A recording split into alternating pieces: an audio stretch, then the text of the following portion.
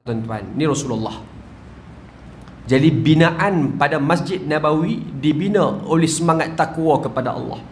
Macam mana Nabi bina masjid dengan penuh ketakwaan, semua umat Islam turun, termasuklah Nabi sendiri bangunkan Masjid Nabawi, yang mana kita ketahui dindingnya diperbuat daripada batu bata disusun-susun, tiangnya dibuat daripada batang pokok tamar, dan bumbungnya diperbuat daripada pelepah tamar, tuan-tuan. Tanah Masjid Nabawi adalah daripada sekadar hiasan, minta maaf, daripada sekadar pasir-pasir yang ada.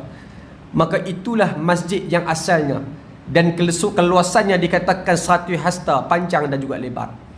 Dan di keliling Masjid Nabawi itu adanya pembinaan rumah-rumah isteri-isteri baginda Rasulullah sallallahu alaihi wasallam di belah kanan dan di sebelah kiri. Kemudian ketika itu kiblatnya di Baitul Maqdis. Ini permulaan.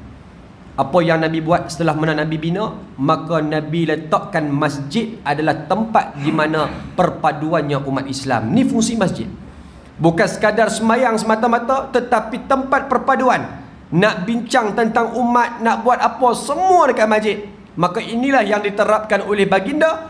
Maka Nabi buatkan fungsi, Nabi terangkan fungsi masjid yang begitu luas. Tapi mai zaman kita di akhir zaman, masjid ni sekadar solat semata-mata, bukan tempat untuk kita bersatu padu umat Islam, tuan-tuan.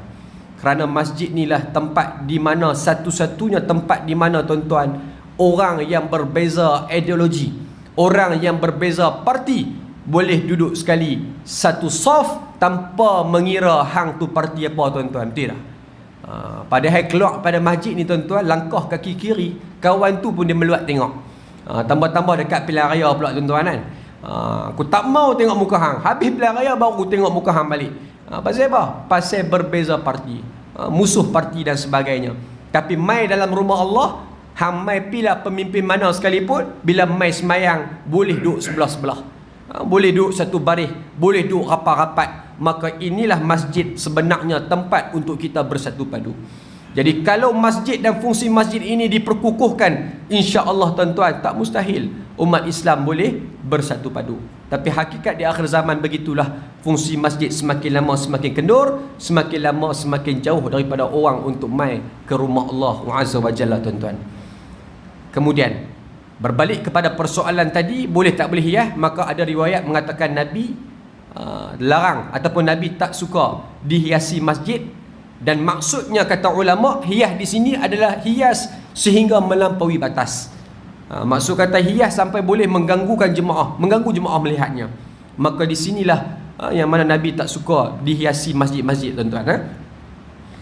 Berubah zaman sampailah Sayyidina Osman bin Affan. Maka zaman Sayyidina Osman dah tukar. Sayyidina Osman dah buat satu pembaharuan, yang mana masjid, tiang-tiang masjid pada zaman Sayyidina Osman dibina dengan perak. Tuan-tuan, dibina dengan perak. Kemas tak kemas? Perak, perak betul, tuan-tuan. Dibina dengan perak. Maka perak di situ, maka pada pandangan Sayyidina Osman, maka ia bukan hiasan yang sehingga melampaui batas. Maka ulama salah berbincang berkenaan dengan hukum perhiasan masjid.